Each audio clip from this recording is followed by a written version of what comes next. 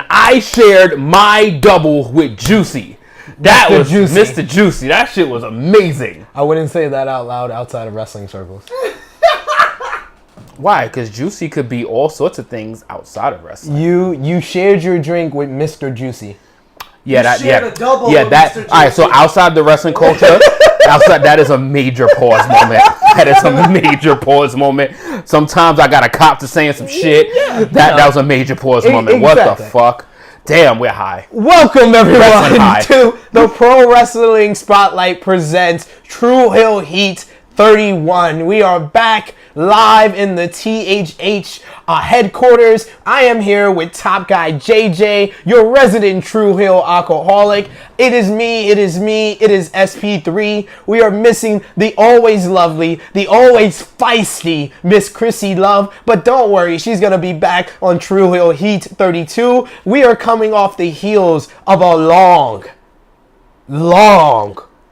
WrestleMania 35 week. It started on Wednesday at Battle Club Pro, Woman Crush Wednesday. We were live there. We want to shout out everyone that was there. We had interview with Thunder Rosa from Lucha Underground, aka Cobra Moon. From there, we went to Wale Mania.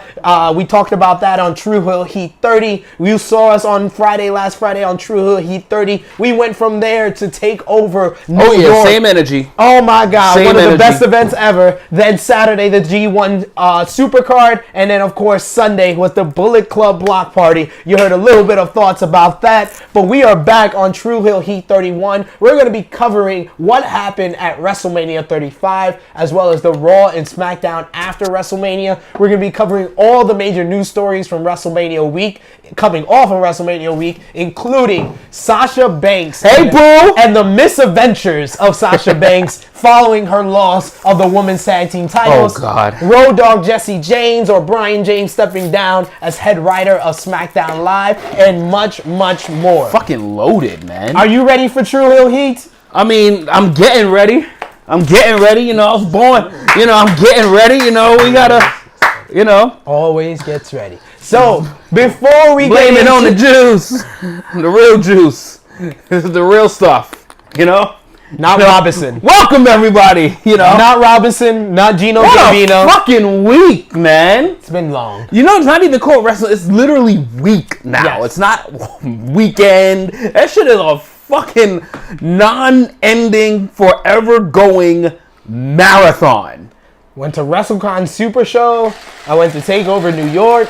I went to G1 Supercard. I went to Legends for the WrestleMania because I couldn't stand in those stadium seats. I couldn't sit in those stadium seats for 7.5 hours. God bless each and every one of you that are not from New York or from New York that came out for WrestleMania, because I gotta hand it to you guys. You guys went through a very long show and then had to deal with the worst New Jersey transit ever in history from the news story.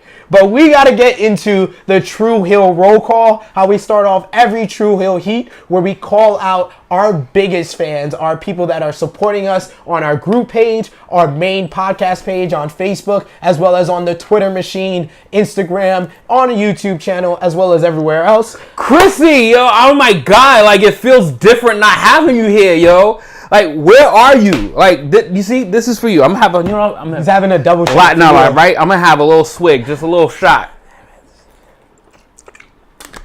You would have thought he drank enough WrestleMania For the sensational Chrissy, you know what I mean?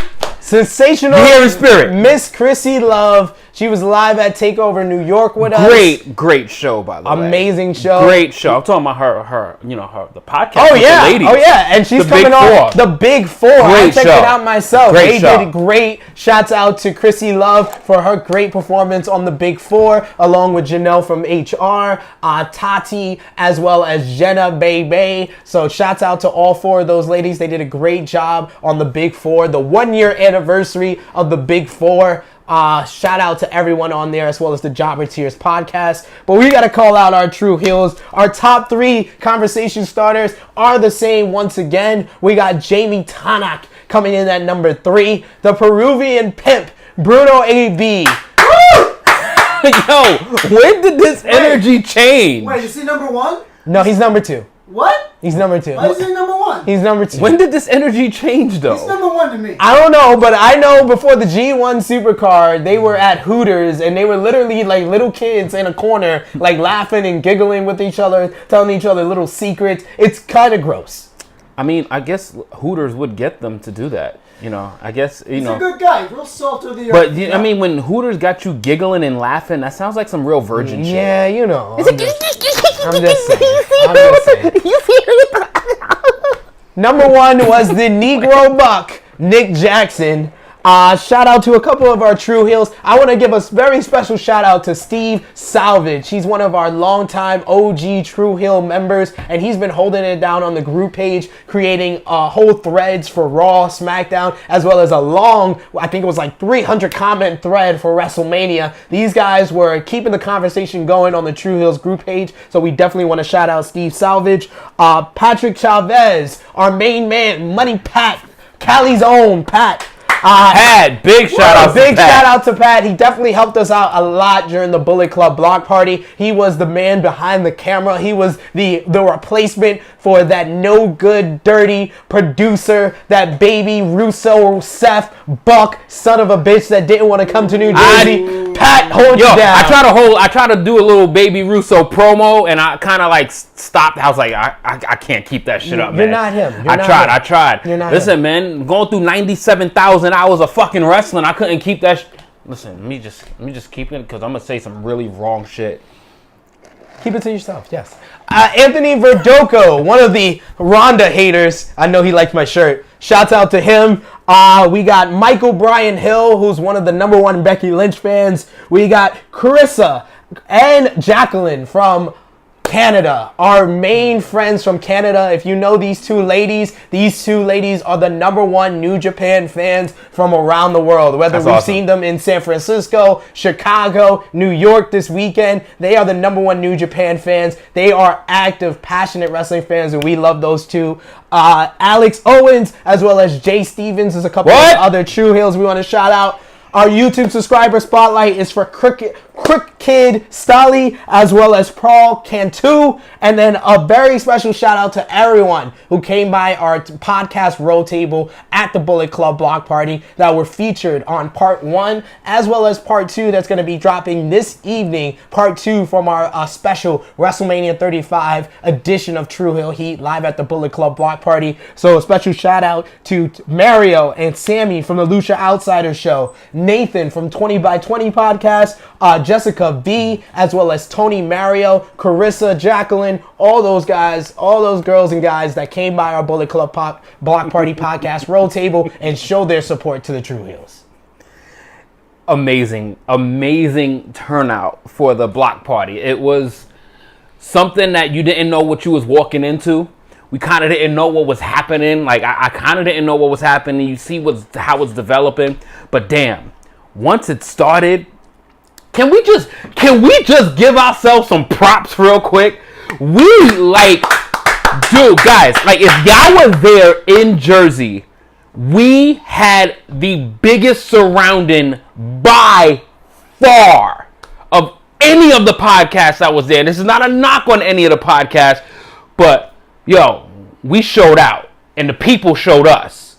Like, people were coming up, people was getting cards from SP from pretty much from the early morning to pretty much late in the afternoon. People were constantly coming up asking us where to find. It was humbling. Like, that shit was actually, you really realize when you're doing something that's pretty cool, like how it gravitates. And we had 2 other pretty well set up podcasts, but the people that was in our section, it was like 75-10-5. And I still missed a whole 10%, and that other 10% was probably with us. It was special. It was a special show for us, and I just thank you for that, because it was really something cool to be a part of such a big wrestling community, and you just see so many different personalities and attitudes, and it was just like, oh my God, this shit is dope. We were the only podcast that literally take live questions. Yeah, we were the only podcast from New York. We were only one of 3 podcasters chosen to be a part of the Bullet Club Block Party. The other 2 podcasts were from New Jersey. We want to shout them out. Armchair Booker podcast. Yes. They're really great guys. A couple of funny guys on there. Yeah. They got a really good interview with the guys from Woke Culture while we was out there. And a shout out to the High Spot podcast, who's another podcast out of Jersey and a fellow sponsor for Battle Club Pro as well. So shout out to those 2 podcasts. But definitely we felt the love, the support of the Tru Heels and people that never heard of the Tru Heels basically coming up to us, telling us that we definitely entertained them, we definitely made them laugh, and they love hearing from other wrestling fans as passionate as themselves. But let's hear from other passionate wrestling fans, the Spotlight people and the Tru Heels. Let's hear from them before we get into the top news. All right, well, we got 2 opposing opinions on that shirt you're wearing, Sid. Leah Nikita says you need to burn that Ronda shirt. Oh, shit. While Simon Monk is loving that Ronda shirt. Ooh, yeah, baby. Simon, did you read the back? Oh, yeah. There's literally. Oh, there's nothing on the back? Shit. This is the edit. This is the prototype. So what happened was that the only person that could see that print was John Cena. Absolutely. The only person. I forgot I'm wearing the prototype. What he wanted to do for anybody that said to burn the shirt, he wanted to give you the Lashley pose. Yeah. He wanted to give you the Lashley pose. I did actually give you the Lashley pose. He wanted to give you the Lashley pose. The version that's up on Teespring right now. You just had a box for truth. That was Botchamania. I'll admit when I literally forgot I'm wearing the prototype. But you can get the real version on teespring.com. That link is up on the Tru Heels group page. But I literally forgot I'm wearing the prototype. You fucked up. I'll admit when I botch. I'll admit it. Unlike this guy, I'll admit when I botch. So the first episode, are you SP botch? That was one botch compared to yours. I mean, SPB. One more question. We're getting the party started early with Sasha. Matt Harry has a long one. In my opinion, Sasha should have left ages ago. Creative has treated her like shit for a while. Her 4 title reigns all fell flat. Hopefully Sasha leaves and AEW will make something of her. So let's get into that. That's our top news story. So thank you. What was his name again?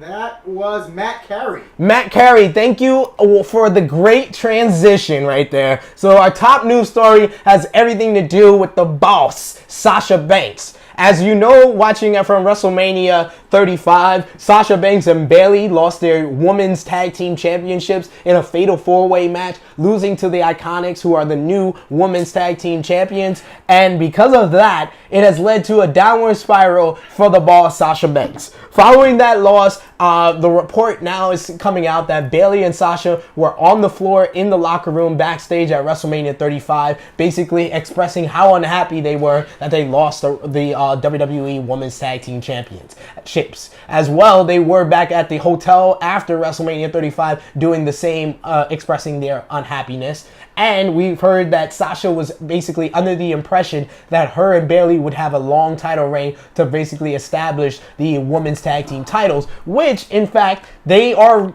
partly responsible for pushing Vince McMahon to bring in the women's tag team titles.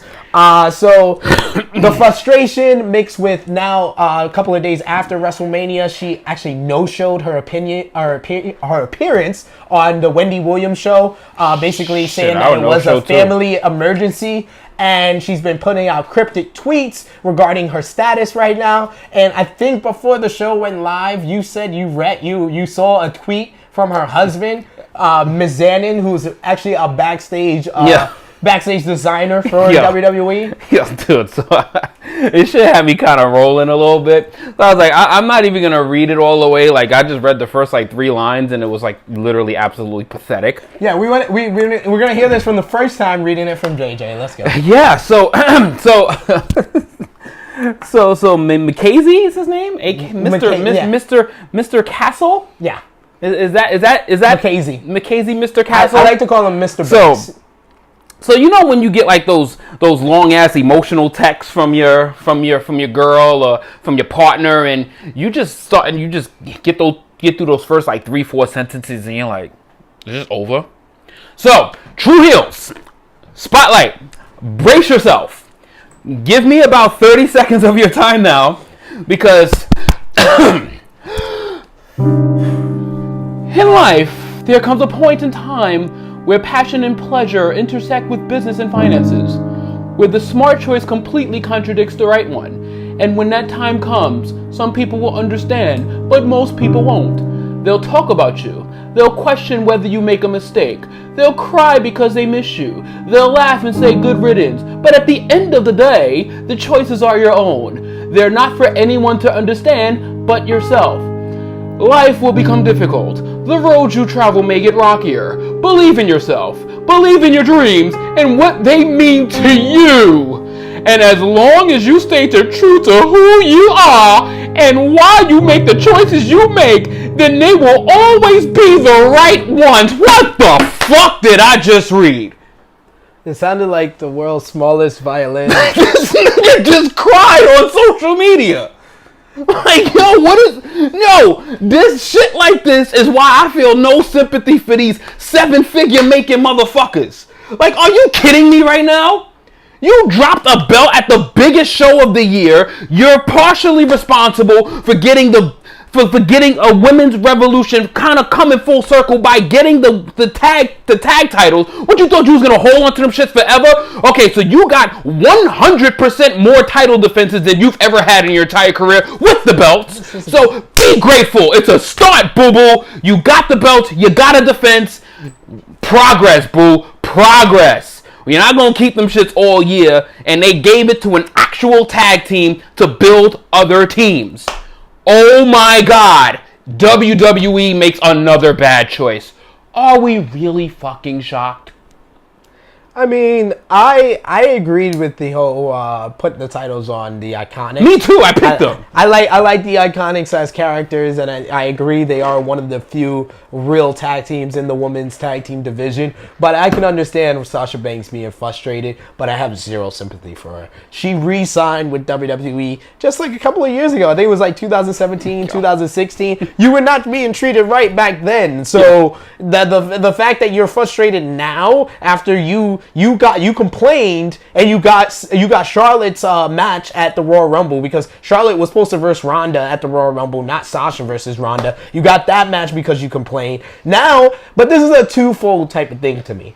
Because of the precedent that WWE has started since AEW was announced at the beginning of the year, you had Revival complain. They became Raw Tag Team Champions. Right. You had the Usos complain. They became SmackDown Tag Team Champions. There's more. There was a rumor that Finn Balor was frustrated. He became Intercontinental Champion twice. Keep going. Sasha got her match with Ronda. Who else has good? Andrade, he got his matches with Rey Mysterio on SmackDown. Mm-hmm.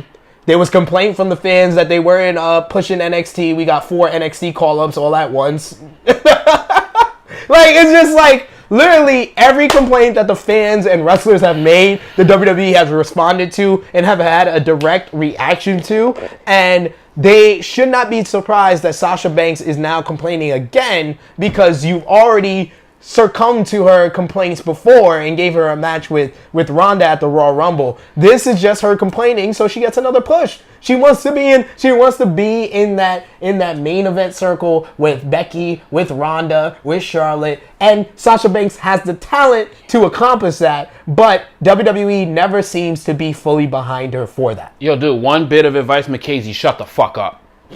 Shut the fuck up. Like, shut up. Like, that shit made me cringe and literally made me hope that Sasha never gets a fucking push again. Shut up. Well, damn. Let's hear from the Spotlight and the Tru Heels. All right. The Stat King says Mackenzie's post was not iconic. And Simon Monk has a question. Guys, looking further afield, how do you feel it'll affect the horsewomen versus horsewomen feud if these Sasha rumors are true? I don't see the horsewomen or horsewomen feud happening until the summer, it would greatly affect it. That's for sure, because they're not gonna replace anyone in that WWE Four Horsemen circle, and it's not anyone that is a quick fix to replace Sasha. So it definitely would affect it. But Sasha's not going anywhere, Simon. She's signed through 2021. You could complain, you could take time off, you can bitch and moan in the locker room, in the hotel, in the supermarket, on TMZ. It doesn't matter. You are signed through 2021. Revival can go up there and take pictures with as many AEW fans and AEW shirts as they want. They are signed through 2020. WWE is not releasing or granting anyone a release with AEW looming. It's just not happening. And Simon also says, sounds to him like a superstar husband trying to work the fans. Yeah. I would agree with Simon. It does have a little bit of the work to it, because he's saying this a couple of days after. If this tweet came out when Sasha was putting out the cryptic tweets, I would believe it more. But yeah, I do think he is trying to do a work. shut the fuck up, Mackenzie. What the fuck? Dude, there's some things that, I don't mind getting worked over, but that was just straight bitching. That was just straight, literally having a couple drinks and literally getting a little too drunk, and you're just getting so emotional and want to hold on to your post and literally start off with maybe a quick cryptic sentence and just, I'm gonna just drop my whole bag on this bitch. No, that is not interesting whatsoever. It just caught me, and I just I had to. But I mean, I think the feud for horsewomen versus horsewomen just needs more time to build, because honestly, without Google, can y'all honestly name the other two women in the horsewomen? Marina Shafir and Jessamine Duke. I'm talking to the people. Apostles. Jesus. Apostles to our Lord and Savior. Fuck. When's the last time they won a match? I don't think they've ever won a match. Right. On TV at least. Right. So that shit needs, another year of build. Yeah. The other two women for the MMA side, they're too raw and green. It would be so uninteresting. Well, I mean, that kind of plays into the fact that the rumor now coming out, because my Uncle Dave has predicted the WrestleMania main event, or the semblance of the WrestleMania event, consecutive years. I think it's 6 or 7 years in a row. He says that the rumor coming out of WrestleMania 35 is that the projected main event for WrestleMania 36 is finally the match that fans wanted as a main event at WrestleMania 35. Our Lord and Savior Ronda Rousey versus the man Becky Lynch one-on-one. So if that's the end goal, then the horsewoman rivalry can start after WrestleMania next year. Right, exactly. Ronda's going to be gone until August or maybe even later than that. So we got a lot of room to grow. Becky Lynch is busy with Lacey Evans right now. Lacey is no longer just making entrances; she's actually swinging on fools. So I give it up for Lacey. It's you know what? And I'm not. You know what? Becky's tweets have been kind of whack lately, but I love that new one that she did put out, the new Charlotte tweet. That shit was actually so dead on accurate. I mean, so new Charlotte is my new target. Everybody's been saying that. But I just like that actually she spit out what the fans have been saying. It was just new. Wow, how did this just happen? I mean, that's what Becky Lynch does. I know, but how did it just happen? Late, out of everyone. That was. I honestly, when I heard that happen, because I didn't really watch Raw and SmackDown live, but when I heard that happened, I was not surprised, because I was like, well, that's the whole reason why they didn't do Lacey and Asuka. They didn't want... Lacey looked bad. She looked really bad at the Royal Rumble. But Lacey has a look, has a story, has a whole image, and a character that they can build on. So they reminded the fans she still exists by having her do those entrances up until WrestleMania. And now she's in a big role. She's against Becky Lynch. And this will tell the world if Becky Lynch is as special as everybody says she is. What should have happened is that Becky Lynch should have had multiple targets. She should have been on Raw, had the target from Lacey, and then the next night on SmackDown, somebody else ambushed her. She's carrying two straps. You can't have a beef on both shows with the same chick. Yeah, it is. It is Like, it is the same. She should have had multiple targets. No, because the brand extension is pretty much dead. If you watch Raw and SmackDown this week, you would say the brand extension is dead. I mean, shit, the way everybody fucking appeared on everybody else's show. Now, I mean, literally, they tell us, oh, we're gonna have a superstar shakeup. Braun Strowman. Nigga, the shakeup happened last week. Like the shakeup happened already. Like literally, we already got the whole prediction of what's to come. Literally, they told us the prediction. There's a shakeup, and then Kofi Kingston comes out on Raw. You have fucking Lars and Lacey coming out from both Raw and SmackDown. Oh, I'm gonna hit something on that later. Oh my god! Like, and then Braun Strowman and Drew McIntyre on SmackDown. I was just like, yo, what the hell are we doing a shakeup next week for? This already started. It's already down. It's already going down. We already got a big preview of what the fucking shakeup is gonna be already. So before we get into our next top news story, let's hear from the Spotlight and the Tru Heels. Chrissy just wants to add that your T-shirt is trash. Drink it in, Chrissy. Damn. You know you love it. Damn. You know you love it. Lai Nikita says, fuck Ronnie. I love the passion. Give me those tears. She also says that Lacey is in a better position than EC3. This is true. I'll give you. I collected your tears, but I'm gonna give them back to you because you deserve a lot of credit. Because Lacey Evans is definitely in a much better position than EC3. I mean, I think everybody's in a better position than EC3. Like, I think the whole fucking company is in a better position than EC3. Simon Monk says that Lacey's just a Debbie from Glow ripoff. Far from convinced. I said this before, and I'll say it again. And maybe I'm expressing too much about what I do off the camera, but Lacey Evans reminds me of every white woman I've ever seen play a slave owner's wife in one of those interracial porns. I do declare. Yo, I mean,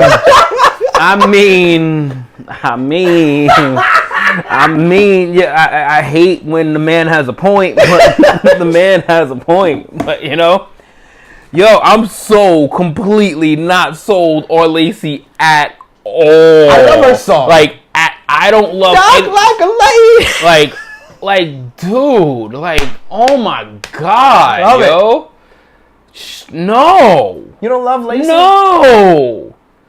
You're not going to force somebody down my throat and then be like, oh, do I love her? Fuck out of here. No. The bitch came down to fucking, excuse my French, she came down the fucking ring for 2 months in a row to the same music, walked down the aisle and walked back, and then grabs the fucking, the banner or the wall or the LED board, and I'm supposed to like that shit? And then she comes out the Raw after WrestleMania, throws one punch, and I'm supposed to feel, oh my God, hey, this is what this was all for? She had the muscles. Ever. Like, whatever. And it's great character. It's great. Whatever. It's great, like, parallel character. Bro. You got the man versus act like a lady. It just works. That's perfect characters. Got it. One more thing from the Spotlight and the Tru Heels before we get into the next topic. Chris Stover says, first time watching you guys, and this is fantastic. Thank you, sir. I hope you subscribe to the YouTube channel, my brother. We got a lot more up on there, so check that out. Let's talk about Road Dogg, Jesse Dames. Oh, you didn't know? He stepped down as head writer of SmackDown Live this week at the SmackDown taping. Road Dogg Brian James has been SmackDown head writer for about 2.5 years. I've been complaining about Road Dogg Brian James as SmackDown head writer for about the same amount of time since Tru Heel Heat started, because fire Road Dogg. If one person on this podcast literally says that Road Dogg did not deserve to step down or get out of this role, stop watching right now. Because everybody and they fucking mama, everybody and they fucking mother was bitching about Road Dogg for the past 30 fucking episodes. I swear, the same motherfucking energy. Y'all better keep that shit and stop no questions about Road Dogg. Y'all motherfuckers better all be happy this shit happened. Moving on. Guys, if you disagree with him, it's fine. You can still watch. Keep the same fucking energy. Fuck out of here. So it was reported that Road Dogg was not fired. Nah, keep watching though. He was. Keep watching. Nah, I ain't mean that shit, but I just need to vent. Like, cause everybody's been bitching about it, and then when it finally really happens, people wanna start questioning and start asking some dumb questions. Yeah, that's what happens. But it's been reported that he's not fired from the WWE, that he's going to be taking on a new role, possibly the role that Arn Anderson stepped down from when he left WWE this past February. So my biggest question about Road Dogg as SmackDown head writer is, what will his legacy be as SmackDown head writer? This is the man that was head writer while we had the amazing storyline between Bray Wyatt and Randy Orton that resulted in insects being in the ring in WrestleMania 33. So to take a nice little quote from Chrissy Love, sensational, basura! Straight basura! Garbage! Trash! Straight dump this when I'm done with it in the trash can, not the recycle, because I'm fickle. This is going in the trash, as well as his 2.5-year run. The man had one of the best wrestling fucking rosters of all time. And we only spent months and weeks bitching about it. Thank you for making Shinsuke Nakamura a jobber. Thank you for killing Rusev Day. Thank you for literally just jumping Rey Mysterio into a main event picture for no fucking reason. Thanks for constantly keeping Randy Orton in the main event scene. Thank you for randomly just here, let's just take the belt off AJ Styles because he might be going out of his contract. Let's just keep, let's thank you, Road Dogg. So we're not gonna name the number one offense. I know you. I'm saving that for you. No, I know you enjoyed that class. But the number one offense from Road Dogg, you're not gonna mention. Don't hit the gender, you bastards! That was the best call he made. This man was trying to shake things up. This man was the modern day Maharaja. For the modern day Mahajobber being WWE champion for 6 fucking months. The only good thing that happened during Road Dogg's run as head writer of SmackDown was the Usos and New Day had good tag team matches. Literally something that he could not control. That was a wrestler. Literally something that he could not control was the only good thing that happened in his entire run as SmackDown writer. Truthfully, his number one offense to me, it was literally destroying the career of Shinsuke Nakamura. No, it's Shinsuke Nakamura is a jobber, bro. It's Jinder then Shinsuke. Oh, he's not responsible. No, that's definitely his. He's not responsible for Samoa Joe's promos. No, Samoa Joe also is responsible for majority of his promos as well. Oh fuck. So find anything in the cookie jar of Road Dogg's run and let me know. Man, Ryan Ward should have never been taken out of head writer of SmackDown. Let's hear from the Spotlight and the Tru Heels. Tru Heel Maurice says, Road Dogg is gone. It's a new day. Yes, it is. Don't you dare be sour. Clap for your world famous Road Dogg getting kicked out of the SmackDown writing team and feel the power. Road Dogg's going to be with his baby tonight. Next question. Steve Salvage says his legacy should be AJ's title run and the new Daniel Bryan. AJ's title run that was treated like a mid-card title. Wait, let me answer this. Steve, handle AJ's title run that was treated like a mid-card act. Handle that. And the new Daniel Bryan, that 100% of his promos are by Daniel Bryan. Go ahead. That has nothing to do with Road Dogg. I need you to name something that Road Dogg, you could point at it and you could be like, this is a storyline where, one, I can't say the person is responsible for the promo and the work that goes into it more than Road Dogg. There is a bunch of writers out there that have come out with good ideas. Jimmy Jacobs came out with the list of Jericho. Like, that's something that we can point at and we can be like, Jimmy, you did good. Name one thing that Road Dogg, and that's not AJ Styles' title run that was treated like a mid-card act because that was a dud. And it's not the new Daniel Bryan because Daniel Bryan writes all his promos. Ooh, I got one. I think the Bludgeon Brothers. The Bludgeon Brothers. So my next question to you would be, but we'll get into that. But my next question to you would be, enter the Spotlight and the Tru Heels. They can put the comments in. Who do you think is going to be the new head writer for SmackDown? Ah, man, I personally want it to be Bruce Pritchard. I mean, I want him to get a chance at it because I think he's going to kind of try to chameleonize his writing to what he thinks that Fox is gonna want. I think he's gonna he's a buffer. Like he's gonna try to do what he thinks they want. I don't think he has much like say he's gonna bring this originality to the table. So I think he's gonna just try to do what they want, and in doing that, he might end up trying to listen to the fans. So I think that he's gonna try and do that. I think that that's what he would end up trying to do. I'm not sure he's going to get the role, but I think that he would try to make himself a chameleon and not look like being somebody responsible for what's going on, but just somebody that is running a pretty damn good show on Fox. Let's hear from the Spotlight and the Tru Heels again. Steve would like to retort. He didn't say it was a good legacy. He just took the credit. That's better. That's better, Steve. I can understand. I can totally see Road Dogg taking credit for those things. But we are here to be real with each other, Steve. Let's be real. We know that wasn't the Road Dogg.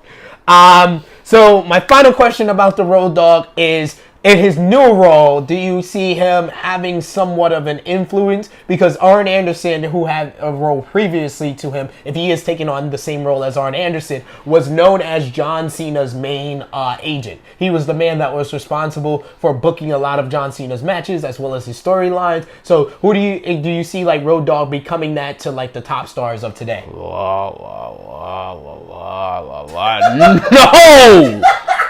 No! We just ran through a 3-year resume! A 3-year resume! No! Arn Anderson so first, Arn Anderson is one of the smartest men in the wrestling business. He's one of the smartest men in the wrestling business. And so you're gonna tell me this dumbass Road Dogg is gonna stumble upon the next John Cena, or the next Brock Lesnar, or the next fucking... I don't even think he could stumble upon the next Hurricane. Well, I don't even think, I don't think he has the capability of creating anything special. He was literally trying to get a reaction. His kids can't be special? Listen, that is his kids. That comes from his semen, not from his hand from writing. He created it. That was his semen, not his hand. I mean, his hand probably created, the moment and everything, but, I'm just saying, no, I don't see nothing happening from the Road Dogg's new role. I just hope he makes money, he gets a paycheck, he gets to feed his family, but just fade into wrestling obscurity. No one needs anything to do with you or the history of your writing, your booking, anything of your influence. Make an appearance here or there at the Hall of Fame ceremony. Oh, you didn't? Ladies and gentlemen, boys and girls, children of all ages, the Generation X proudly brings to you, it's the 3.5 SmackDown writer fuck up of the world! No. Well, there you go. At all. Bye-bye. So mean to the Road Dogg. The poor doggy. We're going to get into our next top news topic. Let's hear from the Spotlight and the Tru Heels. Do everything? All right. So post your comments. Let us know who you think is going to be the newest writer, the newest head writer for SmackDown Live. Next up. Why did y'all bring up the Road Dogg to me, yo? Because we knew we would get a fun reaction from you. Next up, we're going to touch on... And if you're not down with that, I got 2 words for you! Suck it! That was the best thing they've ever done. I think that was Billy. I know. Next up, I know. We're gonna touch, he was a part of that, though. We're going to touch on a big story that came out on Saturday evening. We were in Madison Square Garden for the G1 Supercard during the Mayu Itatani and the Kelly Klein match, and everyone had their head in their phone because of what happened at the Barclays Center at the WWE Hall of Fame. Yes, we're going to be talking about Bret the Hitman Hart and his induction ceremony speech for the Hall of Fame and he was bum rushed, tackled by a fan who jumped the rail, got through security, got into the ring, and tackled Bret Hart. He was taken down by a number of WWE superstars as well as security. He was beaten down to a pulp by Harry Smith, the nephew of Bret the Hitman Hart, as well as when he was being taken away by the Authority and the security. Dash Wilder got in a little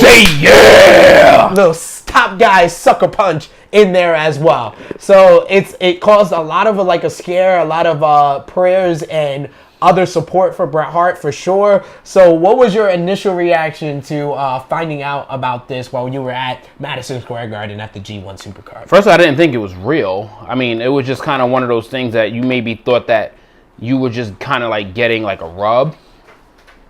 Congratulations to the Road Dogg getting into the Hall of Fame. You know, shout out to the Road Dogg getting into the Hall of Fame. He is definitely a Hall of Famer now.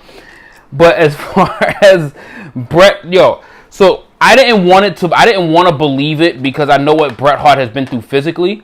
So I know the fact that the man has been through so much in his life. So I was hoping that it wasn't real because I didn't want him to get injured or something to happen to him.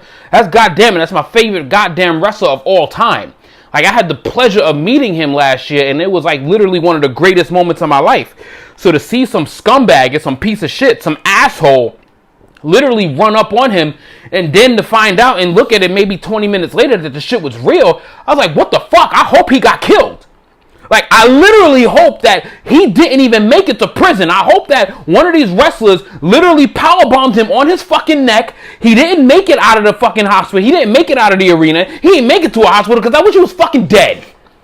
You don't do that to a fucking wrestling legend at a show that you attend to enjoy for the pleasure of our audience, for him getting inducted, for him talking about Jimmy Anvil Neidhart, God rest his soul, and you piece of shit. I swear to God, I hope you burn in fucking hell, and I hope those punches broke your nose. I hope your vocal cords got destroyed. I hope your fucking nose is broken to a point that you can never sniff another fucking pizza or piece of chicken again. I hope you fucking die in the hospital. That's how I felt about it. Because I literally stopped watching a match that was a fucking fantastic match. I forgot which match it was because I was so heated at the time.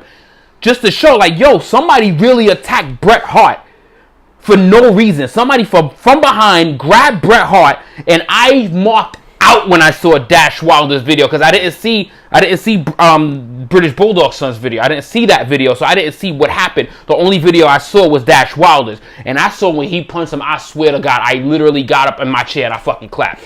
I was like, this is fucking amazing. I hope his whole face is broken. Well, my initial reaction was I couldn't really believe it. Like, I was getting messages from my friends who were watching the Hall of Fame, as well as from, you know, the great followers and top fans of the Spotlight Nation who were messaging us while we were at the Madison Square Garden and everything was going down. I know on TV all they saw was the tackle, and then it became like a whole black screen. You had to go online and see like the fan videos to really see what happened and what went down. It was definitely a scary like situation, and my biggest question was, how the hell did he get that far? How the hell did he get there? And we never had this issue when the Hall of Fame speeches were on the stage. They did a whole new setup. They had the speeches with a podium in the ring. I understood it was easier for them to transition the building from TakeOver to that, and then from that to Raw and SmackDown later in the week. But honestly, but that was better for the fans too. For them to get the wrestlers in the ring, it was a better view for the actual circle. I don't need that. I rather than be on you're the stage. attending the if that's safer and we don't have anything like that happen. Fucking right mind would have thought that this dumb shit would have happened. Well, it made it easier for it to happen. How the hell did he get that far? Look, he wouldn't have got that far if it was on the stage. It's one of those things that you don't anticipate it happening until it happens. But he wouldn't have got that far if it was on the stage. No, and I totally agree with you. But the fact that, I hope he burns in hell. I hope that he fucking wakes up and his dick never works again. I hope that he fucking wakes up and he has all sorts of diseases. I hope he literally is dead in the next 60 days.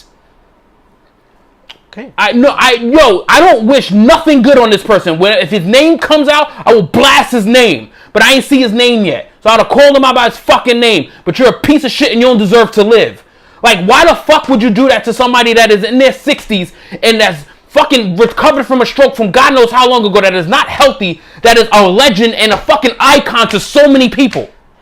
This man had a lot of issues. Hope he fucking dies. I'm not going to make excuses for him, but fuck him! Definitely he made an unwise decision. Let's hear from the Spotlight and the Tru Heels. Leia Nikita says, answer to why for the attack? Cocaine is a hell of a drug. she's been nailing it with the comments. Good job there. And she also said that there's been rumors about closing the Hall of Fame to the public. I wouldn't want that because Hall of Fame is a celebration for us fans of celebrating a superstar, and we gotta wait like at least another 20 more years before we get the opportunity to celebrate Owen Hart. So I don't want it to be closed off from the fans. Consensus is that wrestlers should have stomped that motherfucker out.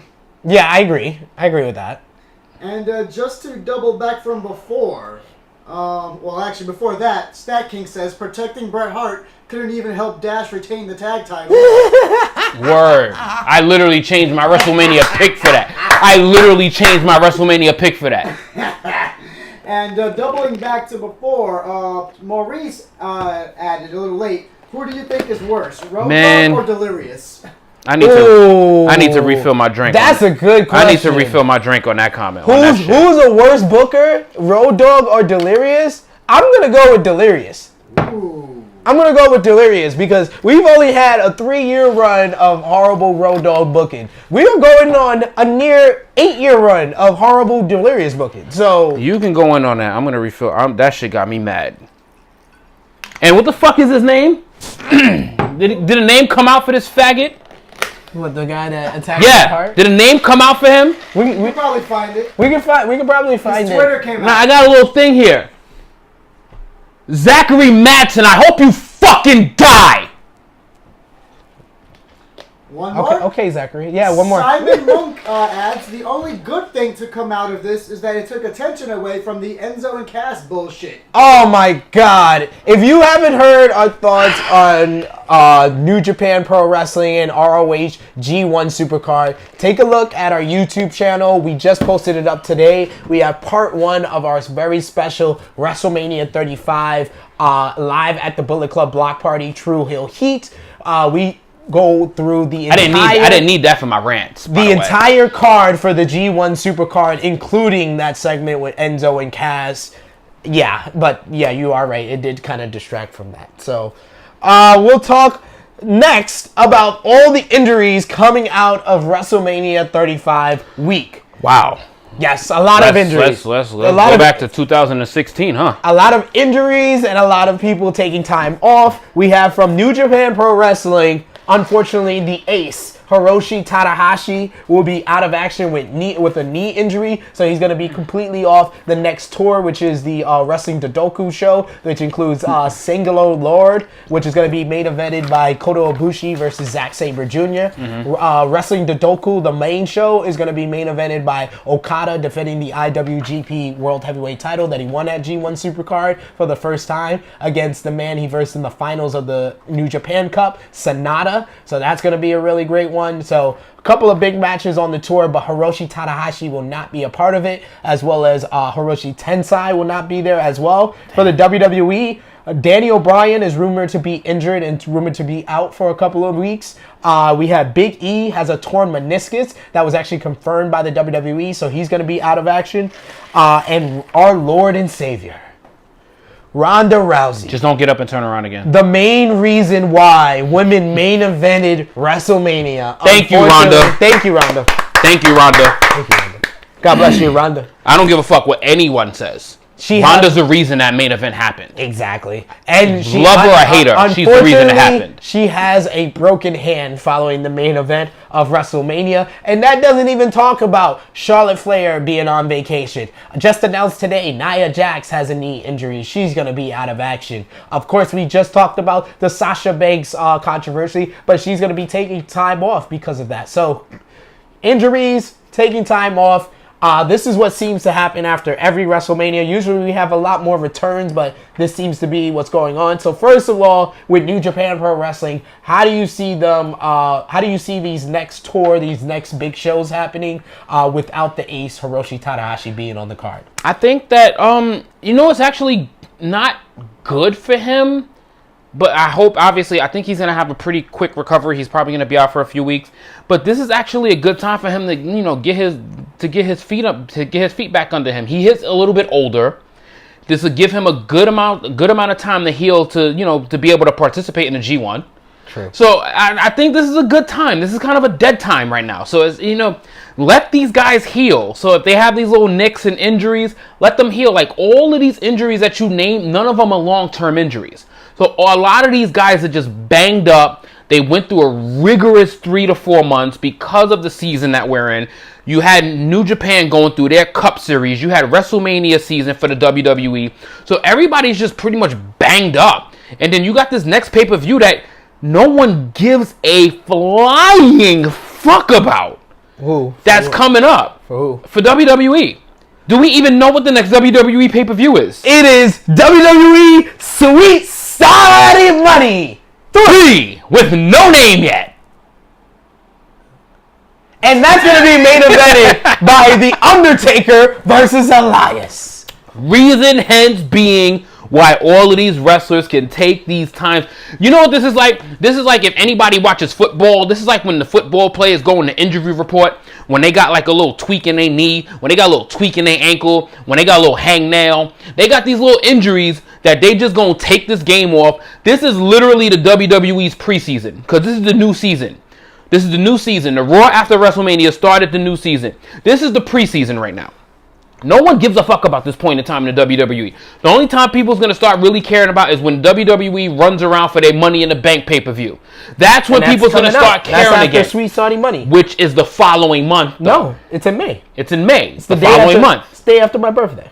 Happy, nice birthday present Yeah, for I you. know. But that gives the athletes about 4 weeks. Biggie is probably going to be the only one that actually misses the pay-per-view. Because if he has the meniscus injury, which is usually a 6 to 8 week injury, so he'll be back in the summer, which is it's a pretty big deal. The fact that obviously the biggest story that happened from WWE just took place, but he'll be back well into SummerSlam season. He'll be back well before all of these things really kick into high gear again for WWE. So I don't think that this is going to be such a big detriment. These injuries, I don't think is going to be a big deal. I think this is a good time for pretty much everybody to just take a break, chill, and just whatever the fuck happens over these next couple of weeks or whatever, it's just good time for everybody to just, get their lives together before we get heavy back into this shit. See, my problem with WWE is that ROH, New Japan, Impact, Progress, even probably AEW. When I hear someone's injured, I just believe that they're injured because they don't try to work me. Like the Daniel Bryan, and we don't know what he's injured. He just rumored to be injured. I feel like it's just a work because they don't want him to be. He's not going to be on the Saudi Arabia. Oh, you know he ain't going. He's not going to the Saudi Arabia. You know he ain't going to that. So shit. this is his way of getting a month off to rehabilitate, take a break after his long run as WWE champion, a successful long run as WWE champion, and can we say that was probably the best WWE title run in at least the last half a decade? The best WWE title run definitely since AJ's first run with the title in 2016. And I would say it was even better than that. It's probably the best WWE title run since Brock in 2015. Almost a half a decade. 2014, 2015. Like, this was actually pretty fun. Or Seth in 2015. This was pretty fun. Yeah. This created the best storylines in the WWE over the past year. This was a fun ride. It was a fun ride, some great promos, and I hope this character does not die for sure. But I don't believe Bryan's injured. And I also don't believe our Lord and Savior has a broken hand. I just feel like this is WWE's way of writing her off. They have to have an injury to explain her being off for a number of months and being gone at least until the summer. So this is their way of doing that. I don't believe the Rousey injury. I don't believe the Bryan injury. Nia Jax and Big E are a little bit different because they actually went into detail with those two injuries. If she doesn't have a broken hand, she definitely got a broken face. Charlotte Flair, Rick James, that bitch. James, bitch! Our Lord and Savior. Rick James, Our Lord and Savior. She hit it with the Rick James. Our Lord and Savior didn't even feel that. That shit was. She said, "I slap like a bitch." Hit it with the Rick James like mad hard. And tables are for bitches. I like she ate that a lot. She ate that shit. I love that. So let's hear from the Spotlight and the Tru Heels about all the injuries coming off of WrestleMania week or anything else that we mentioned. Simon Monk actually concurred. He mentioned earlier that he doesn't believe Bryan's injuries either. It's all a work to explain him missing the Saudi show. Thank you, Simon. Okay. Nikita with the Ronda hate. Again? Yeah! She's consistent. The match should have been Ronda and Becky. We did not need Charlotte. Oh, that's not really Ronda hate. Ronda should have went to NXT just like all these other UFC fighters. Okay, whoa. Whoa. I tried to explain this the other day. Wait. What was that? That Ronda should have went to NXT like all the other UFC fighters. That is the most asinine statement I've ever heard in the history of Tru Heel Heat. I'm sorry, Ken Shamrock went, like in the history of Tru Heel Heat. Developmental. Like, Dan Severn went to developmental. I pretty much only know of one UFC fighter, because if you know correctly, if you know the UFC, Jessamine Duke and Marina Shafir never competed in the UFC. So there's only been one UFC fighter. Two actually. Shayna Baszler and Matt Riddle. That's the only two MMA UFC fighters that's been in. Rousey should have started in NXT. So the biggest mainstream star that WWE has gotten, that they're paying $5 million for a 3-year deal, is supposed to go and work the coconut loop with a bunch of motherfuckers getting paid $20,000 a year. That makes sense to you. This is why you are a fan and they are the WWE. They make the decision. I get emotional about things too, and I say things that are outrageous and don't make sense because I'm a fan and they are the ones in charge. I understand these things. Dude, no, that's like saying that the wrestling industry just signed like the Serena Williams of the sport and saying, let's just put her in developmental. That woman revolutionized women's athletics. Not women's sport, women's athletics. She is mega star. Women's revolution written all over her. Winning matches in 14 seconds. Went 3 years in the UFC undefeated. But you're going to start her in the G League? That doesn't make any sense. In the G League? And especially the fact that we're saying this after Ronda did a full year, and potentially there's no guarantees that she's coming back. So you're telling me WWE was supposed to not make any money for a full year and put her in NXT? NXT that doesn't make the WWE any money, if you realize that. I don't know if you guys realize that. So we say a lot of good things about NXT, but I will tell y'all the financial of it. NXT is a loss for WWE regularly. Regularly, they run house shows for NXT, and it doesn't make as much money as they put into NXT. NXT is a negative right now. It's in the red, and you want them to put their biggest mainstream star in NXT. We gotta move on. Okay, if there's any, all right, there needs to be like a real, like, intelligent comeback to this. Because this is just pure hate. That doesn't make any sense. On a business standpoint, you're telling me I'm going to bring in somebody that changed the game for women's sports and start her in the lowest totem pole for my company. That doesn't make any money. How in God's name does that make sense? Love her, hate her. How in God's name does that make sense? Yeah. Floor's yours. She said her promos suck ass. Yeah, that's emotion. Okay. All right. Moving on. Final bit of top news before we get into what we've missed is Uncle Dave, my Uncle Dave Meltzer. He rated his highest rated WWE match of all time at TakeOver New York. We talked about TakeOver New York on part 2 of our WrestleMania 35 special edition of Tru Heel Heat. That's going to be up on our YouTube channel tonight. We broke down the entire card for TakeOver New York, and my God, I said it before to a couple of people. I'm going to say it here on Tru Heel Heat 31. The greatest TakeOver to take place in the Barclays Center. The best TakeOver in history, and quite possibly the best WWE event I have ever seen live. And probably the best WWE event ever, period. I told the guys before the show went live, WrestleMania 17, SummerSlam 2002, TakeOver New York. That's how I feel. That is the top 3 WWE events off the top of my head. TakeOver New York was amazing, and it was main evented by the highest rated Uncle Dave match in history, Adam Cole versus WWE. Of WWE, yes, of WWE. 5.5 stars he rated it.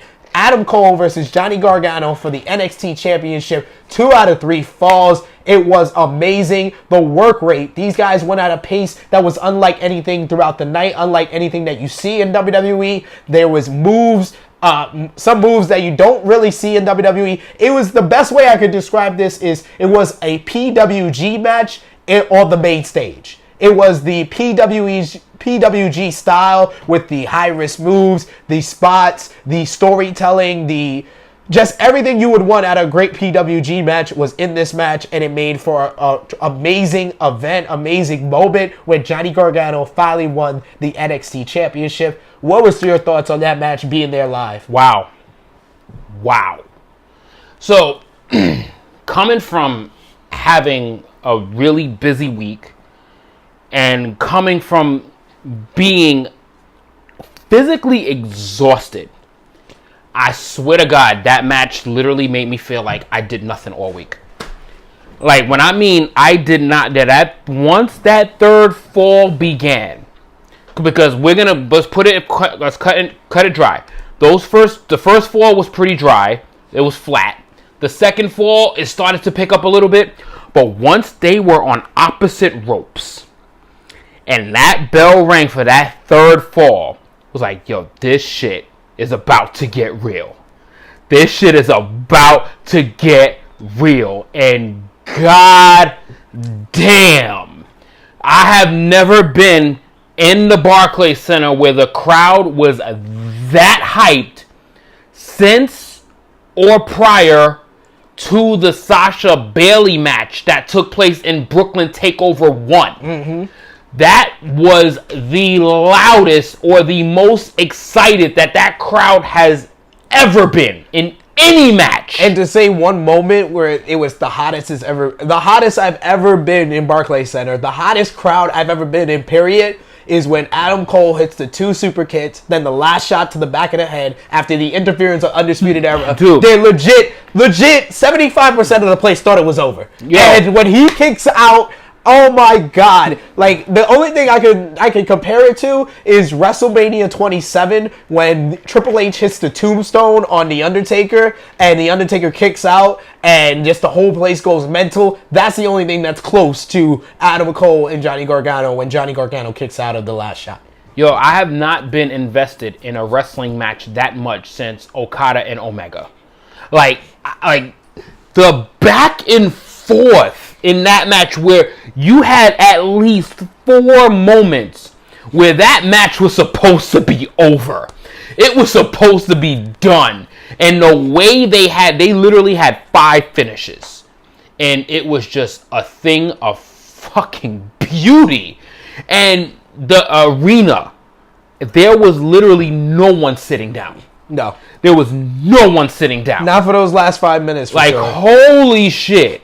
That was oh my god. Like, I'm biased. I could be biased for that one. That was literally my favorite match of the entire weekend.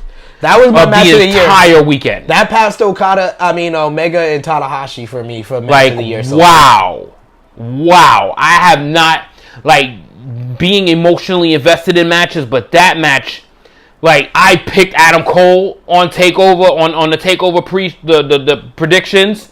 I picked them. I played his music. I was sold. I was bought. I'm good. I'm so good with being wrong. I am so good with being wrong on that pick. Because it was that good. It was that fucking good. If you weren't there, our energy shared enough for all of us. Absolutely. It was a thing of wrestling beauty. And goddamn, if you have not seen that match, go out your way to see it. Need to, whether it's your lunch break, whether it's your train ride home, whether you're don't drive home and watch this, because I swear to God you'll die. Don't hurt somebody. You'll die. No, you'll die because you'll stop looking at the road and you'll watch the match. So don't watch this on any drive. Don't do that. Let's hear from the Spotlight and the Tru Heels what they thought of that match or anything else we talked about in top news before we move on. Steve Salvage says Gargano Cole deserved it. 5.5 stars, baby. Absolutely. Baby! Absolutely very deserving of it. And like I said, my match of the year so far this year. Absolutely. Absolutely. Simon Monk says you've got to add the Canadian Stampede to that list. Oh, as one of the greatest shows. Yeah, I agree. Canadian Stampede. As a kid, I loved that show because I was a big Hart Foundation fan. So the Hart Foundation versus Austin, Shamrock, Goldust, and LOD is one of my favorite 5-on-5 tags ever. So I agree with you, Simon. I'll put Canadian Stampede in that top 10 WWE shows ever. Lion Nikita says Gargano having a title run from 6 to 8 months probably. I could totally see that. Yeah, honestly. absolutely. He honestly deserves it, but I really feel like the Adam Cole is going to be his main rivalry as champion, and Adam Cole needs to be the next guy who becomes NXT champion. And Simon Monk says again, personally, I thought War Raiders versus Black and Ricochet was a 5-star tag team match, and my favorite of the night. I love the main event, but thought it was 4.75.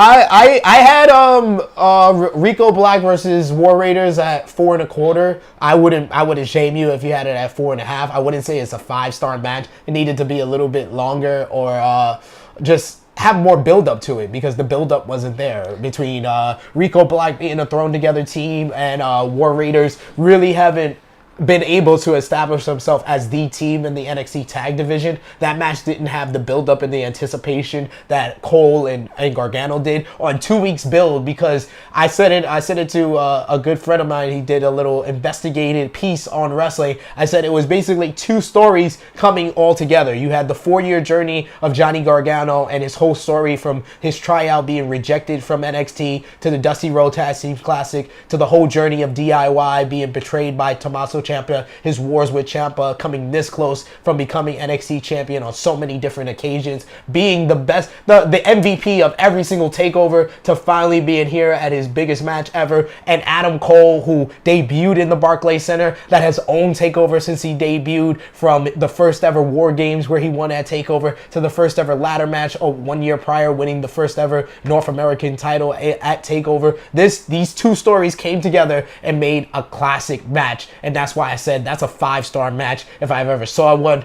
I'm not like my drunk Uncle Dave. I'm not going to break the star system. That's a 5-star match, but Rico Black and War Raiders was definitely great. It was great, and on to the point of giving the title match 4.75 is I kind of get it to a sense, is that the first 2 falls were kind of lackluster.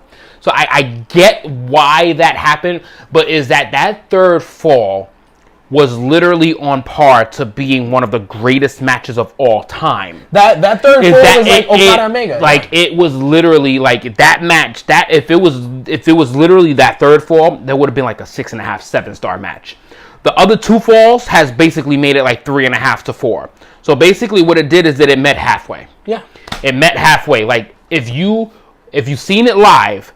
So here's the thing: is if you didn't see that live, you probably didn't have the same reaction as everyone that saw it live. Mm-hmm. Because you're watching something that was really pre-taped, and now you're going back to the network and you're watching it. But if you were in the moment with everyone else that's seen that match, it was wrestling at its pure finest. And you can't act like there's literally things that you cannot ask for more of in a match. That was it. Near falls, can't ask for more. Body language, facial expressions, and just those 2 guys just knew how to work that crowd. And the fact that the match starts off with Adam Cole being the most popular guy ever to walk into Barclays Center, treated like a god by the fans, to the point that even people like myself that wanted Gargano to win or thought Gargano should win were saying, well, fuck, Adam Cole's got to win. He's the god of this arena. And just knowing how to use outside interference. I haven't seen outside interference used that well in quite some time. And it didn't take away from the match. It added to the match. And it confirmed that Adam Cole was the heel and that we all wanted Johnny Gargano to realize his dream. And that one moment of the interference led the whole crowd to turn over and be like, okay, now we're back behind Dude, Johnny. I haven't seen outside interference used that well since the Attitude Era. Yeah. Like, kid you not. Like, not even, like, I have not seen it that well since the Stone Cold booking. Like, my God. Like, you were so locked in knowing Adam Cole was going to win. Yeah. You were so locked in knowing he was going to win. And the fact that it was done so beautifully, damn, like there's nothing to talk about when it comes to this match, unless literally praising it from that last 15 minutes on. Like, there's nothing but praise for that. But we're going to get into the big show from this week, WrestleMania 35. Oh, God. Let's hear from the Tru Heels in the spotlight one more time before we do that. Well, Simon also adds that he definitely rate the third fall 6 stars. Mm-hmm. And lots of talk about Sasha again, actually. Yeah. Well, let's hear it. Let's hear some comments. Let's go. Yeah? Yeah, let's hear it, Fred. All right, Matthew Wagner says, the match that I would like to see on Raw is Sasha Banks versus Becky Lynch for the Raw and SmackDown Women's Championship. Done deal. Sasha Banks is one of the hottest superstars in WWE history. I guess hottest by looks, not like momentum. Okay. Sasha is bad, I'll tell you that. Sasha is fine as hell. She is. She is fine as She's hell. definitely good looking. Whatever else you're talking about. Yeah, I don't know about hottest, like, to each his own. But I could, like I said, I see Sasha Banks. I haven't heard no hate from Jason today. Like, well, maybe Jason's not watching live. He might watch it on the. I can on almost demand. guarantee you that Jason's watching right now. Well, don't get him started. Don't get him started. He had to watch 27 minutes of his favorite wrestler against Batista. So was that too much? Yeah, it was too much for me. That's for sure. Well, speak of the devil, he actually did say sorry. I know he was watching. Sorry, JJ. I don't feel sorry for you if you picked Adam Cole. I just said I didn't feel sorry for myself. So why would I expect anyone to feel sorry for me? Jason, I just want to tell you, I love your rivalry with JJ. Like, yo, dude, I literally just said I don't feel sorry for myself. Why the fuck? Why would I want you of all people to feel sorry for me? Happy birthday to you and Hunter. like what the fuck? Like, come on, dude. Like, keep it up. Keep it coming. Oh man, like I told these guys. Did you spit water when Hunter won?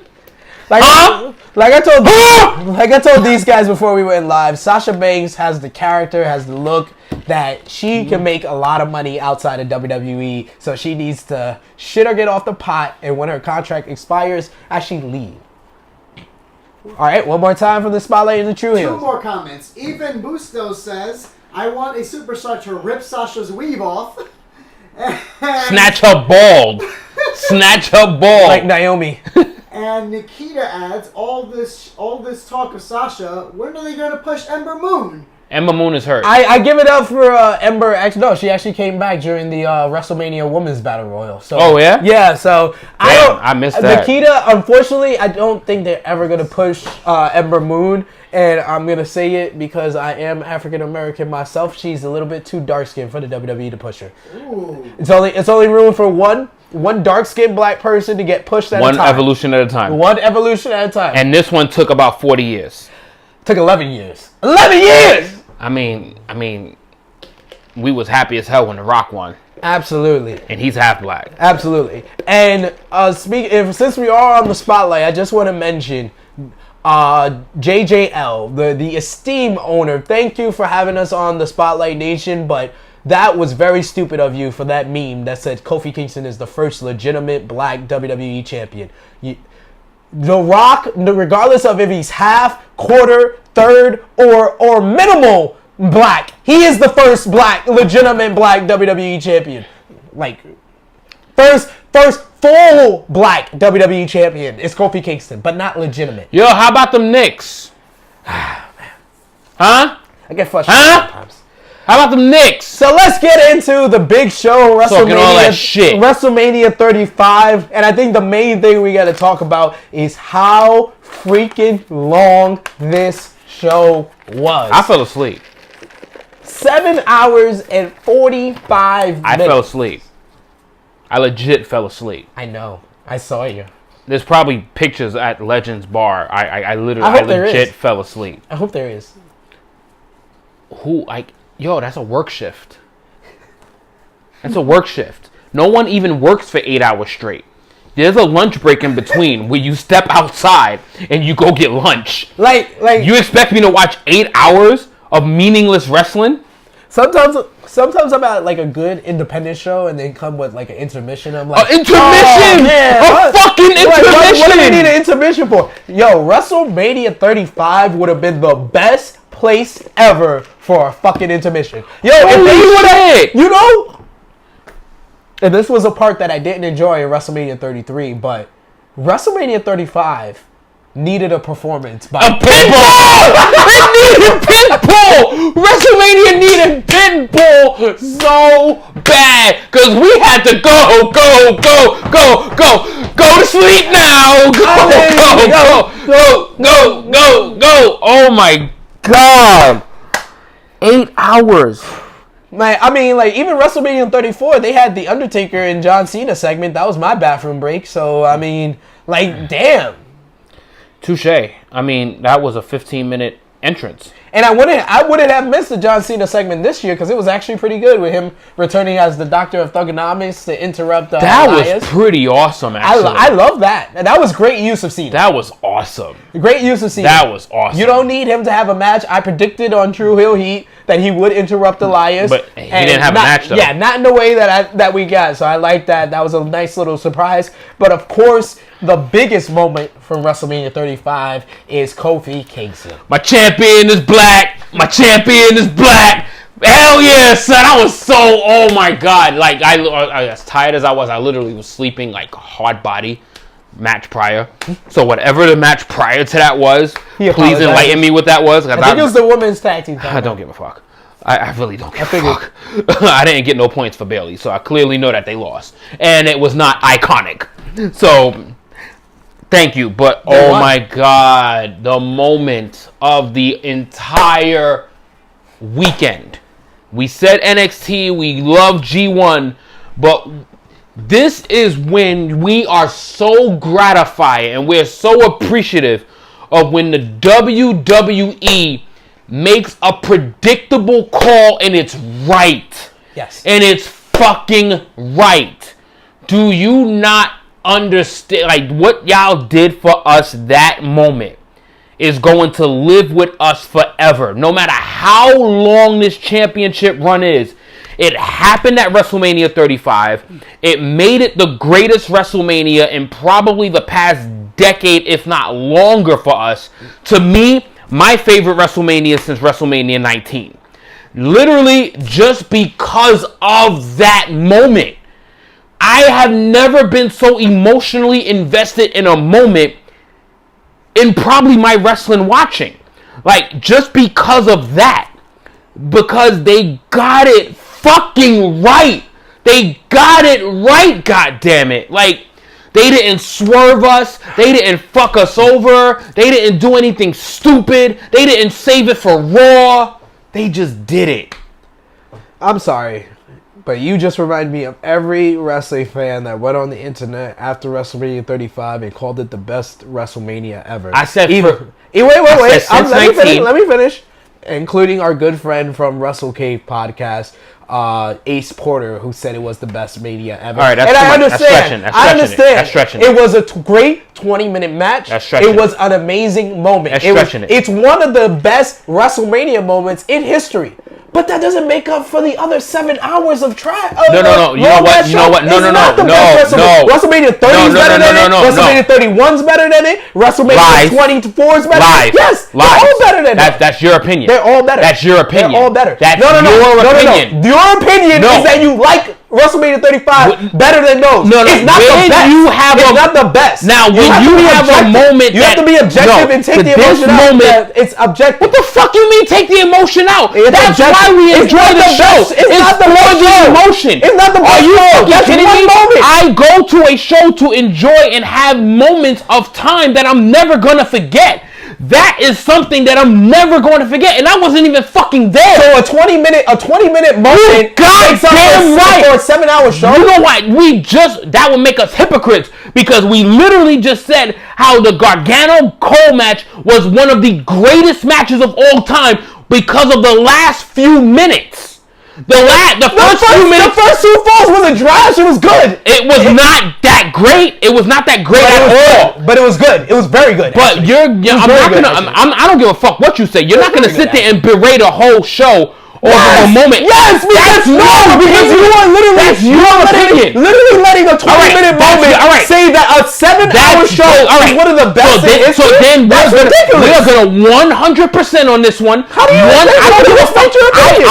I honestly don't give a flying fuck what you say. We're gonna definitely agree to disagree, because when that moment sticks in my head, I'm gonna remember that shit 20, 30, 40 years from now. Not the show. But that was a part of the show. So now, one moment in a show. It does not matter when something sticks out to you that way. It is the sorest thumb of sorest thumbs. You're gonna remember that for the rest of your life. I don't care what you tell me about the rest of the show. It could have been 8 hours. It could have been 30 hours. That 20 minutes made me the happiest wrestling fan in the world for the next 5 to 10 minutes. I don't care what you tell me. You're never going to take that away from me. You're never going to let me understand how that felt, seeing them get something as right as they possibly can get it, because you don't think it was that great of a show overall. I don't really care. You literally never said the show was great. Wait. I just said. Please put in the comment section. If you just did a whole soliloquy, you never said the show was great. You said that moment was great. That's what I'm trying to say. You're not understanding. Which is going to make me rate WrestleMania overall as a show. It's going to be one of the greatest WrestleManias to me of all time because of that. There's a lot of stuff that went down at WrestleMania that I really don't care about. Any logical sense, but that's, let's hear from the spot. Again, your opinion. Okay, well, you guys are being compared to Shannon and Skip. That makes sense. JJ's Shannon and SP3's Skip. Of course he's Skip, because he looks at everything and wants to rate it like a fucking piece of paper. Like this shit. You go with your heart, nigga. That shit felt amazing. And it made up for you falling asleep through the other 7 hours. Nigga, I needed a break. That was my lunch break. I fell asleep for my lunch break. If you only watched it in 20 minutes, then I understand why you say it's the best WrestleMania ever. You goddamn right.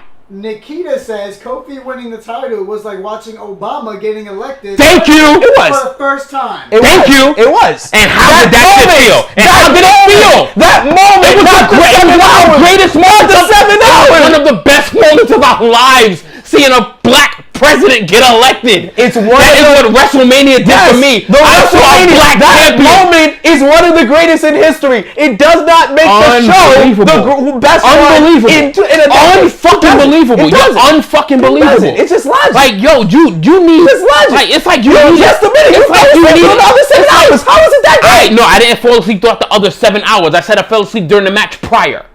Okay, what else was great on the show? The match prior. What else was great on the show, JJ? The other matches that was pretty good on there was I said great. Don't great. Don't fool me. Don't change the goalposts. The John Cena segment was great on the show. The John Cena segment was great. That was really, really fucking good. Okay. Oh, it's really fucking good, or it's great? It was great. Okay.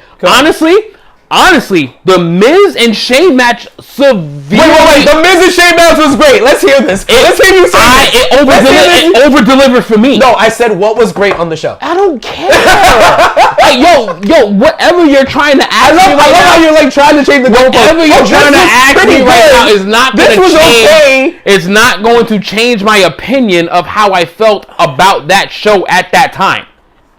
It's never going to change it. I'm not trying to change You can sit here and Dave Meltzer it all the fuck you want. I'm just literally doing suicide dives through your logic holes. But let's hear from the Tru Heels in the spotlight. Maurice says, WrestleMania 35. I was there, and I took a nap. Thank you. It was 8 hours. I think we all took a nap. Thank you. If you only watched the 20 minutes of Kofi and Daniel, then it's the greatest WrestleMania ever. Or the best one since 19, like JJ said. That's exactly how I feel. Fuck what anybody tells me. It ended on a little bit of a damper, a little bit of a fart in the Why? Because your woman lost? No, because she didn't lose. Photographical evidence say that Becky Lynch had Ronda Rousey down for a 2 count. But she did become the undisputed women's champion. I actually really like this match. Not that many people did. I think it's due to the controversial finish, or it felt kind of rushed after a 7-hour show. But I liked the main event. I liked it a lot. It was because everybody was tired. WrestleMania is too long. Yeah. It's simply too long. So it's hard. That's why, like, the fact that through an 8-hour show, I can get that excited for anything for that long of a show. That is how great that moment was. But the show was too goddamn long. It's way too long. They literally need to take 2 hours off for that show. They need to make it the most crammed 3-hour spectacle ever. I understand that they're trying to get everyone on the card. They're trying to get everybody some exposure. They're trying to get everybody a paycheck. That's what the Battle Royal is for. I'm sorry. I agree with you. I'm sorry. Like, but you can't just have all these 37 one-on-one matches. Like what the fuck? Like it's you're taking away from what you're trying to make special. That is why I wanted to pick I wanted to pick Becky so bad on the show, but it was I just wanted to throw a curveball and pick Ronda because I wanted to see something different. I had the only feeling that we was gonna have 3 great moments. I picked Seth. I picked Seth, and then of course we all picked Kofi. Yeah. But I think I had a feeling all 3 moments was gonna happen. But it's hard to celebrate because literally, if WrestleMania was 3 hours and those 3 moments happened, greatest show of all time. Yeah. Best one since 19. But it's like you had one moment in the first half hour, the next moment was at the 3-hour mark, and the next hour was at the 7-hour mark. Exactly. Like, it takes away what it really meant as a wrestling fan because of all the shit in between. Like, I hate the fact that you were right. You were dead spot on with Triple H and Batista. Being a half hour. Half hour. I told you. Triple H can't help himself. What the fuck? He's in charge of the time constraint. He's in charge of divvying up how much time these matches get. And if he's in the match, it's going to get 20 minutes. Like, I didn't understand how you argued against that. Like, literally, we have a decade of evidence telling us this. Listen, I obviously, anybody that has ever watched me on Tru Heel Heat knows I act as a fan. That's what I wanted. Now, am I going to sit here and act all political and try to be correct and try? No. I want what the fuck I want. I was literally my inner Batista. Give me what I want. I was literally give me an 8-minute match. Give me an 8-minute brawl. That's all I wanted. But of course, logic comes into sense. Reality comes into play. And then we get a 30 minutes. Where only 8 of it was good.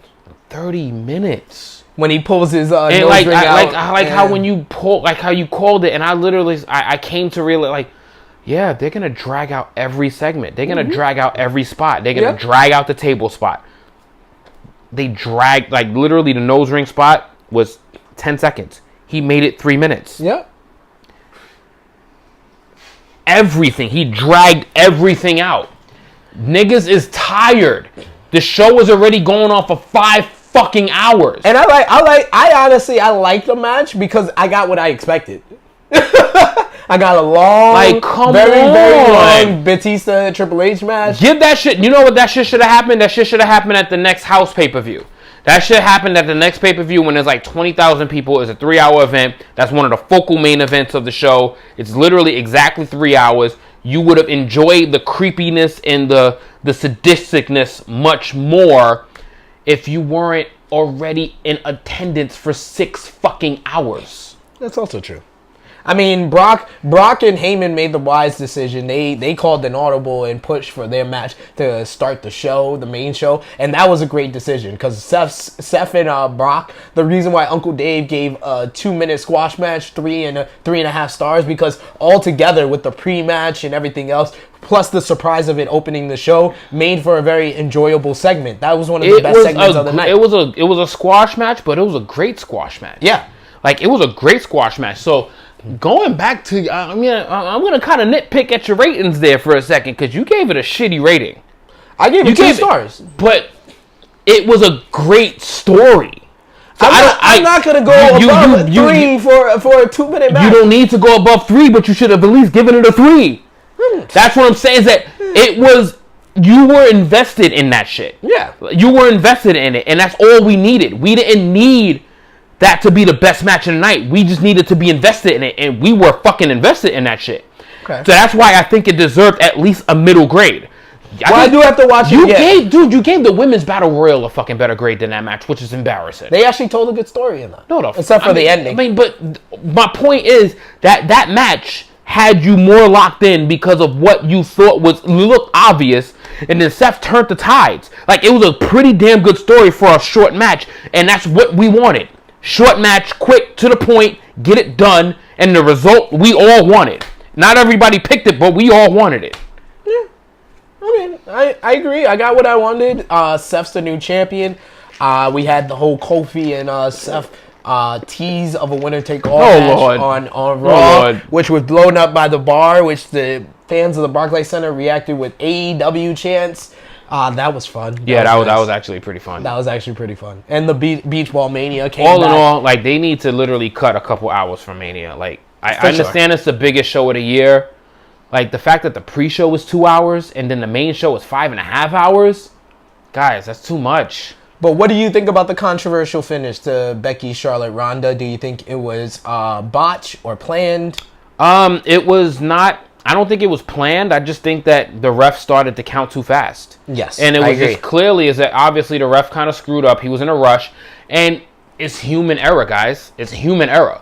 Like, you're in the biggest spotlight of spotlights, and you think as you're a professional referee, you jump down. You know that this is the moment that's supposed to end the match. Mm-hmm. You jump down and you start counting right away, knowing and expecting them to execute their move precisely, as you're supposed to go down and execute your pin precisely. That didn't happen. He started too fast. Her shoulders were down at 2, not 1. And it ends at her shoulders were down at 3, but obviously, and anybody that thinks about that part, it's too much thought process. I mean, we knew it was going to happen, so it's too much thought process. I like the fact that it's a controversial finish because it does set up for a one-on-one match for next year. It leaves just enough where Ronda can take a break. If Ronda has a kid, that shit ain't happening next year. Ronda's not having a kid because I don't believe in Travis Brown's sperm. Wow. What? I don't. Wow. What? I don't. What? I don't believe. Wow. I don't believe. What? Wow. What? I said what I said. I said what I said. Our Lord and Savior Wow. will be back. Our Lord and Savior will be back to continue blessing us WWE fans. Wow. To the spotlight and the Tru Heels. Oh, Nikita with a triple threat of comments about WrestleMania.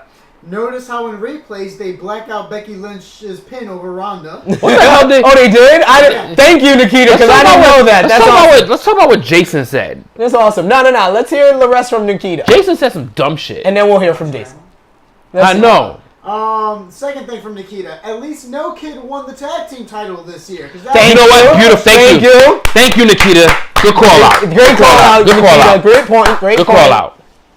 And third thing, am I the only one who noticed Stephanie was not a public participant in WrestleMania? Wow, I did not even peep that. We didn't get the Stephanie with Triple H in his over-the-top entrance, even though he had like 2 entrances in one. Yo, that shit, you know what that shit look like? That shit like the Microsoft Surface 10. But Batista blew his entrance away. Like, oh my God, he did. He blew his entrance away, but Batista didn't have the entrance of the night. You know who blew his entrance away? Xavier Woods' reaction to Batista. Oh my God! If you don't you need to watch Up, Up, Down, Down. Yo, God. They played Raw vs. SmackDown 2006, and Batista, I don't know if you remember it, when you play Raw vs. SmackDown in GM mode, you get to pick one person from SmackDown, one person for Raw, for a Buried Alive match. Breeze picked The Undertaker, Xavier picked Batista, and then they simulated, and Batista won, and Undertaker had to go for a month. So he literally spent the rest of the episode like, yeah! Yo, that was so awesome to see how Xavier was marked out to Batista's entrance backstage. You have to watch that episode of Up, Up, Down, Down. It's even better than that. It's even better. It tops that backstage. So cool. It stops that backstage segment. But the entrance of the night for me was Charlotte Flair reenacting Ric Flair's entrance from the Great American Bash 1990, coming out in the helicopter. That was some pretty cool shit, man. That was awesome. And I love the fact that Becky Lynch won the match, is the Undisputed Women's Champion, but had the least amount of attention during her entrance for that match. But I mean, it was pretty cool. Like, it was a lot of steam. It was I mean, I'm going to give it because the women have been getting a lot of backlash for their main event performance. Mm-hmm. I think the match, again, if this show was shorter, would have came off better. I think it would have been a better looking performance.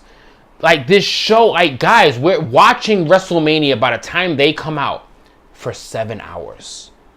Do you understand what you have to see to get hyped after 7 hours? You need to see spots. You need to see dives. You need to see tables. You need to see chairs.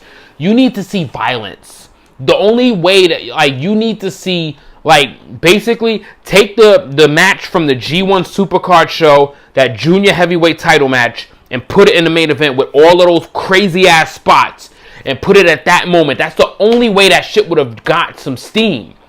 It's too long. So if they're having a good storytelling match, you're going to look at it as like, what the fuck are they doing? Like, just get into the good shit. Taking too long. Just get into the good shit because we're so tired. You don't want to watch a story. You just want to watch theatrics, dramatics, and a powerful finish. So a couple of other matches besides Batista and Triple H came a little bit short. We had the disappointing retirement match for Kurt Angle. I'm not talking about that Yeah, match. I know you don't want to talk about Baron Corbin. I'm not talking about getting it. a victory at WrestleMania. If y'all want Tru Heel Heat to go for fucking 3 hours, y'all want 3-hour Tru Heel Heat. Let me get an opinion on that shit. Orton and AJ, which was supposed to be one of the better matches, as well as Roman Reigns and Drew McIntyre, kind of fell a little bit below expectation. The Roman-Drew McIntyre match severely disappointed me. It was a Raw match at WrestleMania. Severely disappointed me. It was definitely a Raw match at WrestleMania. Like, really disappointing. Like, and AJ, really disappointing. AJ and Orton didn't go out of second gear, but going back to our last topic on our top news, AJ is another one who's apparently a part of this injury report, and apparently has an injury that kept him off of the. So is that why his title run sucked? Let's not get into it. Let's not pick on AJ any more than we've already have. Is that why the title run sucked? Okay. Let's hear from the Spotlight and the Tru Heels about WrestleMania. Well, before that, Jason Michael Campbell says, how do I say some dumb shit? I've been a wrestling fan for 40 years. Get him! Get him, Jason! By being a wrestling fan for 40 years. That's how you say dumb shit. Because you're so immune to saying dumb shit, you don't know when shit is dumb. Get him, Jason! You're so immune to it that you have no clue. So you probably got all these friends around you. I've been watching wrestling for 40 years, so I know everything that I'm talking about. I done seen from superstar Billy Graham to Harley Race to Hulk Hogan to Ravishing Rick Rude to Stone Cold Steve Austin to CM Punk to John Cena to Roman Reigns to now I got some good old-fashioned NXT. That's how you say dumb shit after really being a wrestling fan for 40 years. I got you, bro. I'm always here for you. I love the rivalry between Jason and Stat JJ. King says, R.I.P. Jason. Jason, you get him! Jason, get back at him!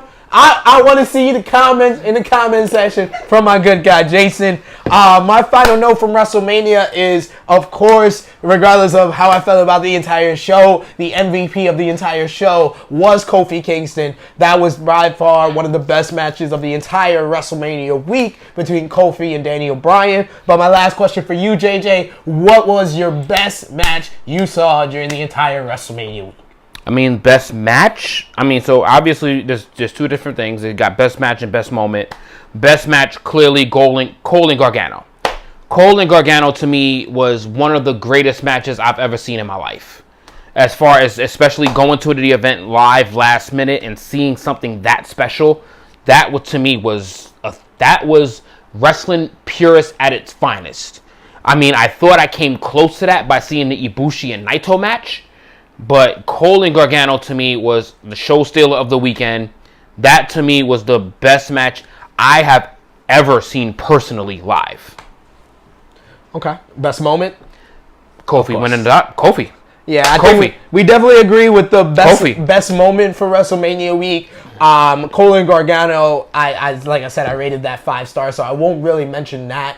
Ibushi and Naito was a classic. Okada and Jay White was the match that exceeded my expectations the most. But the number one match I want to point out was a match that wasn't on TakeOver, wasn't on WrestleMania, and wasn't on the G1 Supercard. Bandito versus Ospreay at the Hilton, New York for a WrestleCon Super Show. That was the main event. My God, that was a tremendous match. Amazing match. Very underrated match on that show as well was Dragon Lee versus Cannavaro. I've never been in Mexico before, but a Mexican tradition is when a match is so great, they throw dollar bills into the ring, and we had that at the Hilton, New York. After that match was so good and surprised so many fans at the building that they threw dollars into the crowd, and Dragon Lee and Cannavaro walked away with a couple of singles. Nice. Couple dollars. They made the referee, because he was the only one with pockets, pick everything up. But that was a very nice moment during that show that was very underrated. And one person I want to point out, if you haven't heard of him before, if you don't know of him, I don't even know if JJ's seen him, because I've never been to an event with him on there, with JJ with me. Our producer knows about him himself. It is the biggest star in professional wrestling that you don't know of yet, Orange fucking Cassidy. Oh shit. Okay. Orange Cassidy. I think I'm learning something right now. I'll be open to learning shit. What am I watching right now? I mean, while he's chilling, Jason, your comeback was terrible. Your comeback was terrible. I swear, if you don't come back with something better than that before we go off the air, I'm not responding to your comments no more. Come with some real heat. That was garbage. If you haven't seen Orange Cassidy before, he's on Evolve. My producer knows what I'm talking about. He's on a couple. He's reading it because he's not going to read it back because it was that irrelevant. He's on a couple of different indies, so take a look at Orange Cassidy if you haven't before. So let's end off Tru Heel Heat. Thank you so much for watching Tru Heel Heat 31, our post-WrestleMania podcast. You can always go on our YouTube channel, Tru Heel Heat. We got up on there part 1 of our WrestleMania 35 special edition, as well as part 2 is going to be up later tonight. Later this week, we'll have this one up. Tru Heel Heat 31 will be up on our YouTube channel. Yo, I'm pretty sure that's because Jason put a response. Shit is whack. So we'll go. Yo, nah, I'm calling you out, bro. Nah, I'm calling you out. Just like how I call out Mackenzie. So I've been calling you out this whole show. So I'm sitting here telling him how whack he's been. So he's like, I'm not trying to come back at you, man. Yeah, I agree. You are terrible. What the fuck? Say something. Give me some heat. We on Tru Heel Heat. Don't give me this bullshit that fans be saying to me at the Barclays Center. Like, come at me, bro. Fuck. God damn. Finish. I love when you guys are able to get JJ like this. Like, this shit is whack, son. This makes the show for me. So, thank you for watching. If you're watching on the Spotlight, Pro Wrestling Spotlight, as well as the Spotlight, you can like and follow that. I love you, Jason. You my dude, man. You my dude. Keep bringing the whack shit, man. If you are not already a part of the Tru Heels group page, I'm gonna send you a Triple H T-shirt for your efforts. If you're not already part of the Tru Heels group page, you can become a part of that on Facebook. Follow us on Twitter. That's how I'm gonna be to his comments from now on. Follow us on Tru Heel Heat on the Twitter machine. You can follow me on Instagram at TrueHeal_EpicSP3. Where can they follow you? Yo, TrueHeal_Top Guy JJ. Jason, what the fuck, bro? Check us out on iTunes. We got our both parts of Tru Heel Heat from the Bullet Club Block Party is up on our iTunes subscription page, and we're gonna have Tru Heel Heat 31 up on there this week. And check out our very special segments. We got a new edition of The Count coming up on our YouTube channel. We have the newest edition, the top 5 women not signed to WWE, up on there as well.